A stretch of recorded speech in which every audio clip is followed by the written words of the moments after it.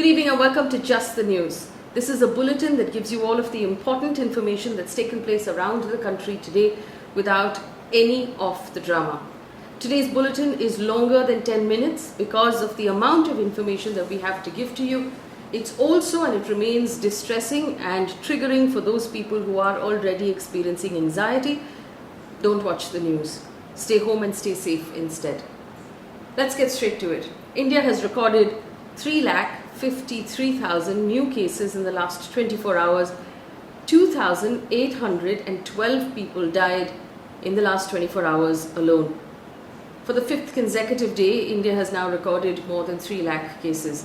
Maharashtra, Kerala and Karnataka remain the worst affected states. But among the cities, the city of Delhi is experiencing untold horrors at this point. Delhi has reported more cases than any other city in the country, reporting 22,933 cases altogether. 350 people have died in Delhi in the last 24 hours alone. In Bangalore urban, there's been a report of 20,733 cases. In the meantime, a sliver of good news from the city of Mumbai that has reported 3,876 cases in the last 24 hours, down from a peak of about 8,000 per day it was reporting from the beginning of March. This will obviously reduce the pressure on the healthcare system. The BMC has said that the main reason for this drop in the number of cases is the very strict lockdown that's currently in force in the city of Mumbai. Protests broke out in a hospital in Haryana's Hisar district today after 5 COVID patients passed away in that hospital. Families allege that the deaths happened due to a shortage of oxygen. Now, this is the third such incident to happen in the state in the last 24 hours. 4 patients died in a private hospital in Gurgaon on Sunday. 4 other patients died at a hospital in Rewari, 330 kilometers from the state capital of Chandigarh, all allegedly due to the shortage of oxygen. A district-level probe has been ordered into these cases. The Chief Secretary, Vijay Vardhan, on Sunday directed Deputy Commissioners to constitute a committee of senior officers to deal with the allocation and the supply of oxygen to all government hospitals and private hospitals in the district. According to NDTV, Hisar Deputy Commissioner Priyanka Soni has said a probe has been conducted into the deaths. The Medical Negligence Board has been set up and a deep analysis will be done, she said.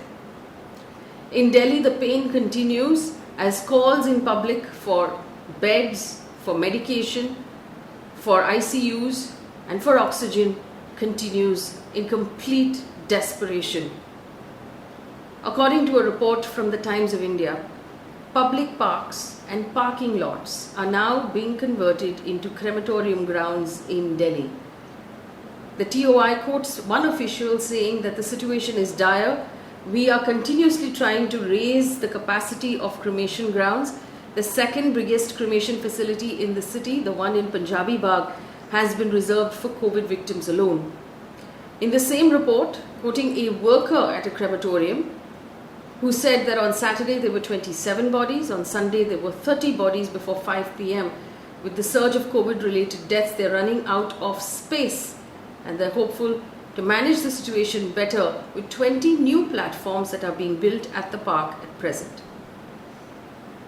In other news, the Home Ministry of the Government of India has said that India has enough stock of oxygen and there's no need to panic.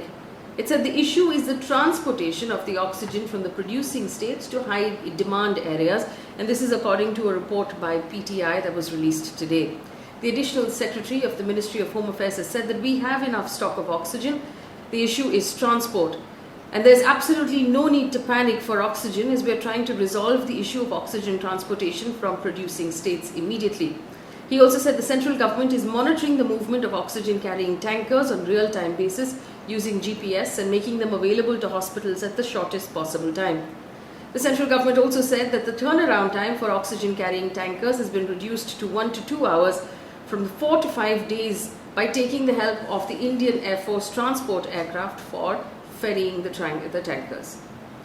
In Uttar Pradesh, the Chief Minister of Uttar Pradesh, Mr. Adityanath, has said oxygen supplies are amply available across the state and warned of action that will be taken against private hospitals if they falsely complain about a shortage.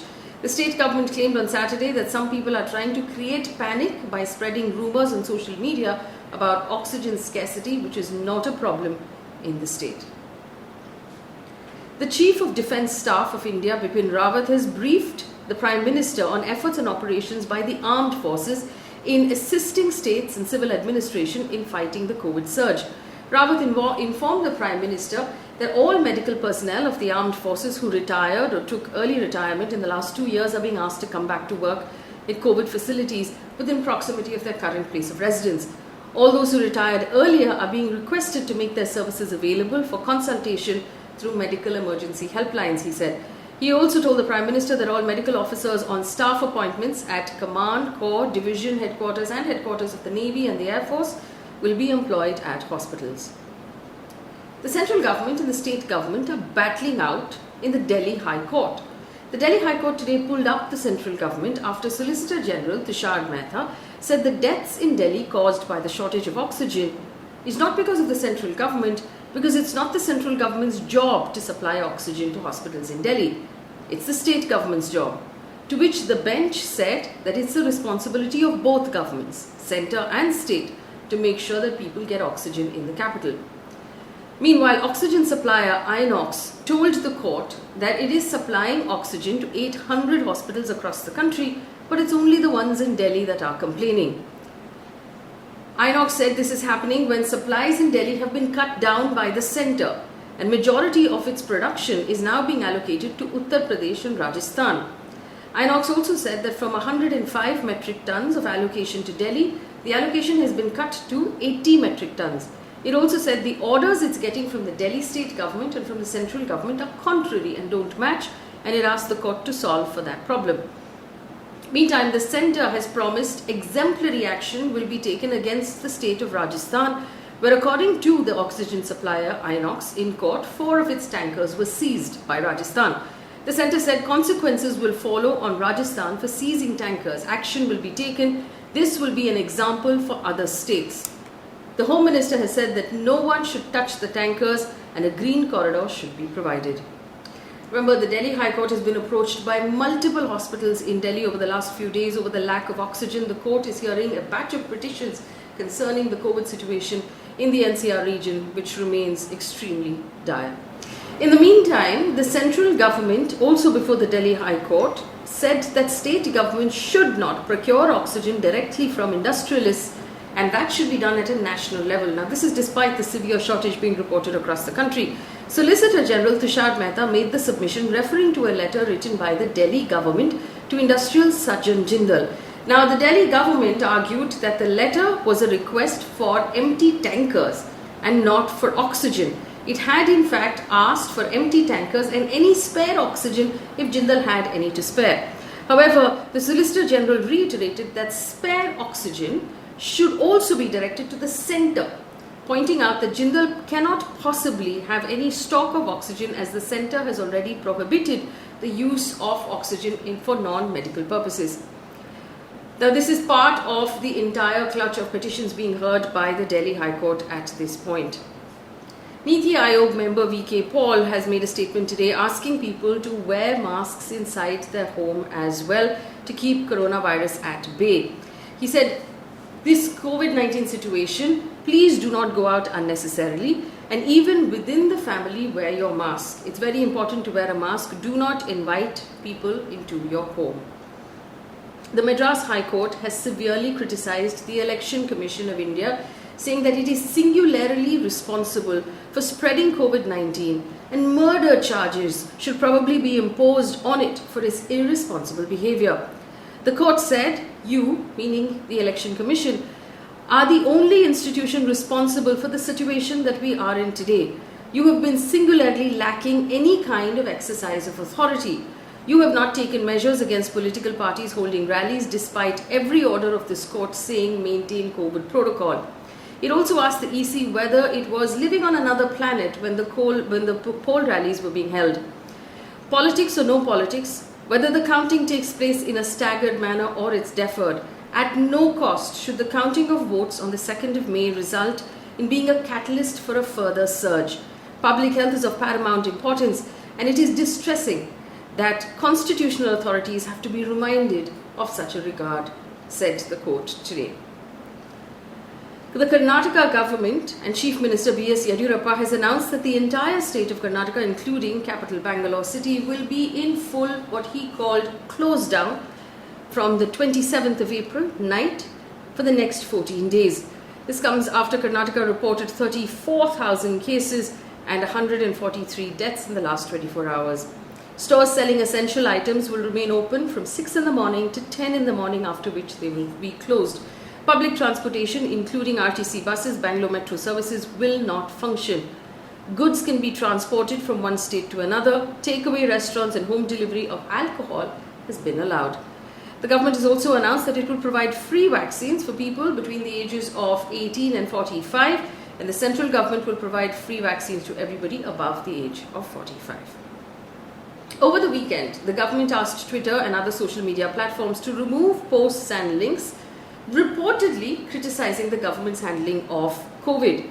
Now, the government has now come forward and given a rebuttal.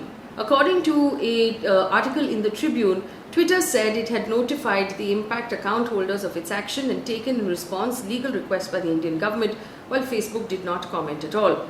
The government sources in the IT ministry said that on recommendation of the Home Ministry, it had asked social media platforms to remove posts to prevent obstruction in the fight of the pandemic and disruption of public order due to particular posts that would upset people.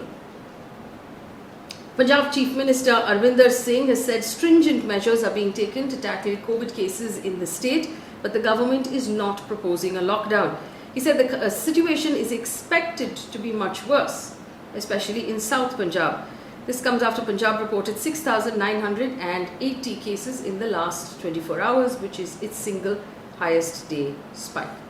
Tamil Nadu has decided to reopen the Thoothukudi Sterlite plant for 4 months to produce only oxygen. The decision was taken at an all-party meet chaired by Chief Minister E. Palaniswamy.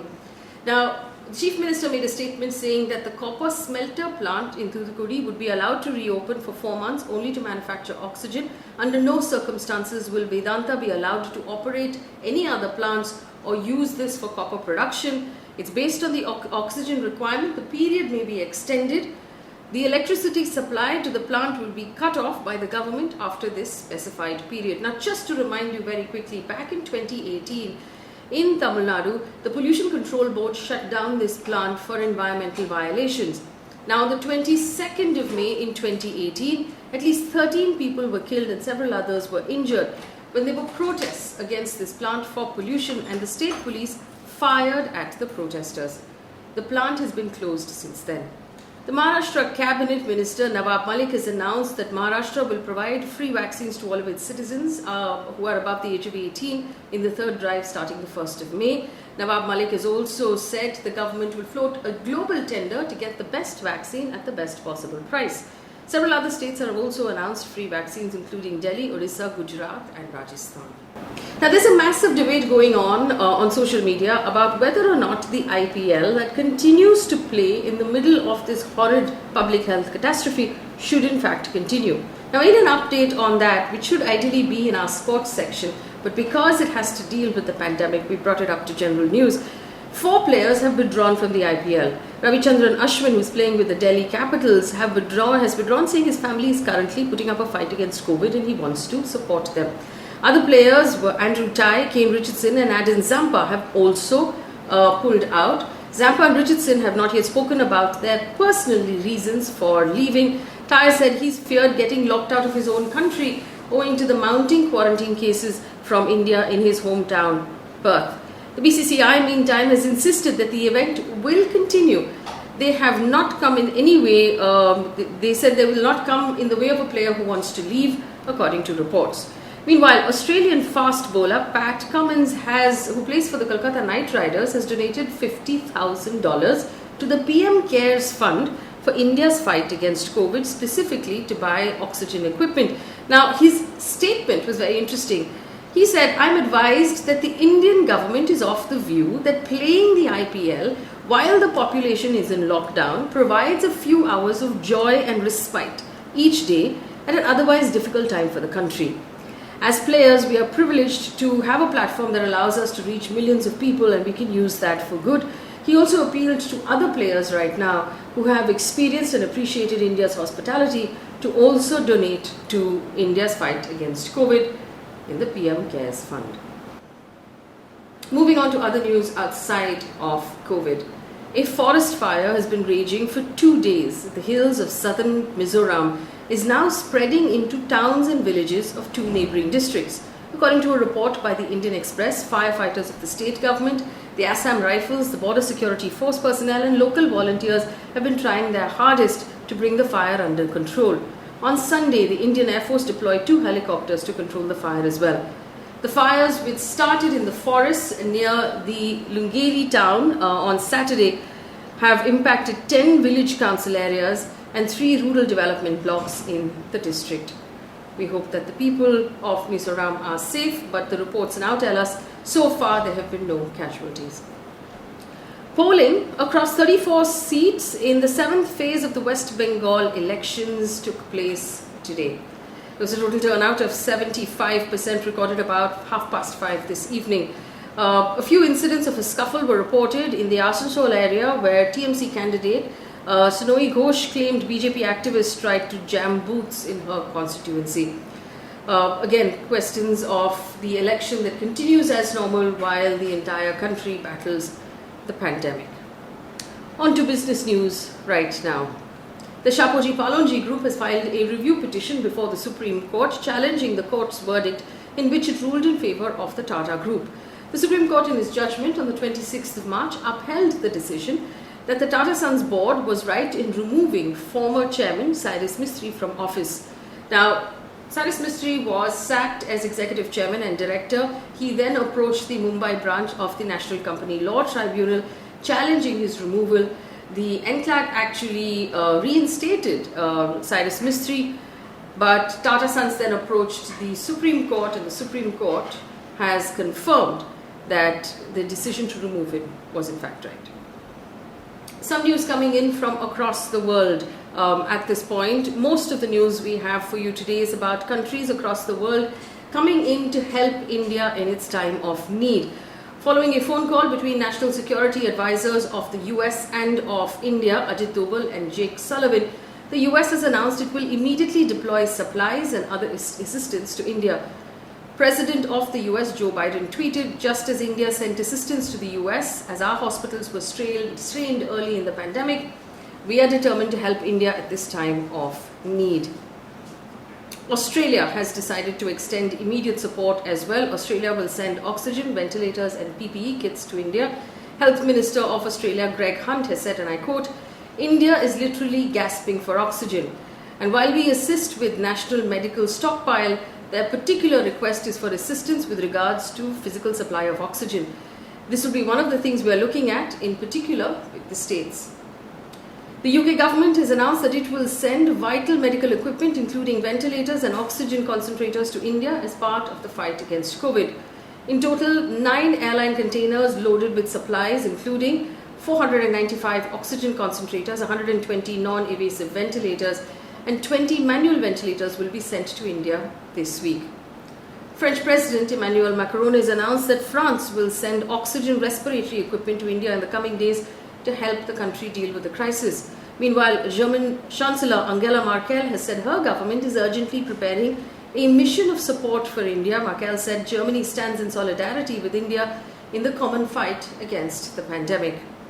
Google CEO Sundar Pichai and Microsoft CEO Satya Nadella have assured help to India as well. Pichai tweeted that Google and Googlers are providing 135 crore rupees to give India, UNICEF for medical supplies, organizations supporting high-risk communities and grants to help with critical information. Satya Nadella said he's broken-hearted with the current situation in India. Microsoft will continue to use its voice, resources and technology to aid relief efforts and support the purchase of critical oxygen devices. In the meantime, China's state-run Sichuan Airlines has suspended all of its cargo flights to India for the next 15 days, affecting oxygen concentrators and other medical supplies from China to India.